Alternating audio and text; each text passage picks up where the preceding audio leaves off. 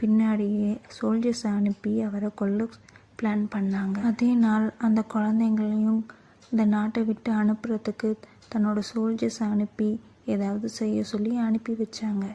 அன்றைக்கி ராத்திரி எப்பயும் போல் அந்த பசங்களுக்கு ஆன்ட்டி சாப்பாடு போட்டு படுக்க வச்சாங்க. அப்போ திடீர்னு ஏதோ நடக்க போகுதுன்றது புரிஞ்சுக்கிட்டு அவங்க எல்லாத்தையும் காவலுக்காக முடிச்சுக்கிட்டே இருந்தாங்க. கொஞ்ச நேரத்தில் ஏதோ நடக்க போகுதுன்னு தெரிஞ்சுக்கிட்டு அவங்க உயிரை கொடுத்து குழந்தைங்கள தப்பிக்க வச்சுட்டாங்க. குழந்தைங்களும் காட்டில் ஓட ஆரம்பிச்சிட்டாங்க.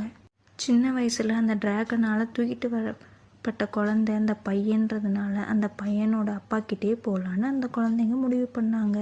அந்த பையன் கோட்டைக்குள்ளே போனோடனே யார் தண்ணி கொடுத்தாலும் குடிக்கக்கூடாதுன்னும், அப்படி குடித்தா தன்னை மறந்துடுவேன்னும் அந்த பொண்ணு சொல்லி அனுப்பிச்சிச்சு.